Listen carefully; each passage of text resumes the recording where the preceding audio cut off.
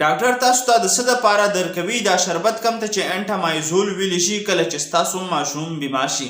نو کله هم چې ستاسو د ماشوم خېټه خرابه شي او بار بار پیچس ورځي او غټ بول بار بار ورځي کوم ته چې لوز موشن او ډایریا ویلی شي نو د هغې دپاره دا شربت استعمالیږي. یا د دې سره کله هم چې ماشوم په غټ بول کې وینه را شروع کړي نو دا د دې دپاره هم استعمالیږي. یا کله هم ماشوم ته امیبیسس یا ګریډیسس دا جراثیم دي کله چې دا ورته وشي او د دې د وجې د ماشوم خېټه خرابه شي نو دا شربت ورته استعمالیږي. یا د دې سره کله د هغه کولمو ته خرابي راشي نو دې علاماتو دپاره هم استعمالیږي کوم ته چې انټسټاینل انفیکشن ویلی شي.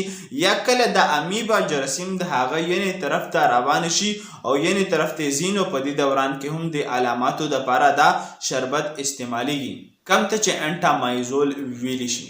دا شربت هرگز ما استعمالوي. انټامایزول کله هم چې ستاسو په ماشوم کې دا بیماری یا دا علامات وي کوم د چې موږ په میډیکل کې کنټرا انډیکیشن ویل شو.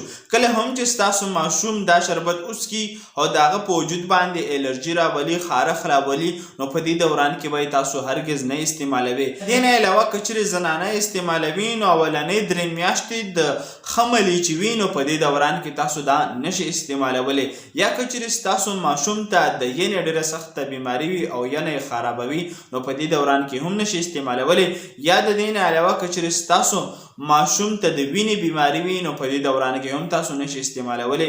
یا د دې سره سره که چیرې ستاسو ماشوم ته د اعصابو بیماري وي لکه د میرګي په شان بیماري نو په دې دوران کې هم تاسو د ډاکټر د مشورې نه بغیر هرگز دا انټامایزول شربت نشئ استعمالولی چې دې ته په میډیکل کې کنټرا انډیکیشن ویلی شي.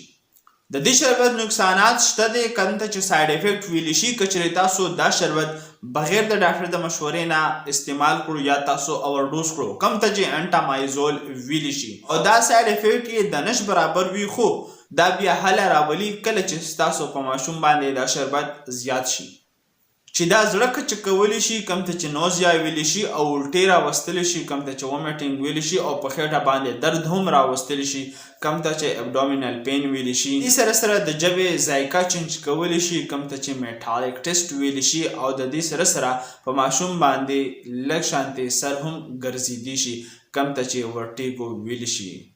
او که چیرې دغه شان معلوماتي ویډیو تاسو ته په بل میډیسن باندې پکار وي نو هغه میډیسن تاسو په کمنټ کې لیکلی شي او دا د خپل فرند سره شیر کولی شي د معلوماتو دپاره. شکریه. الله حافظ.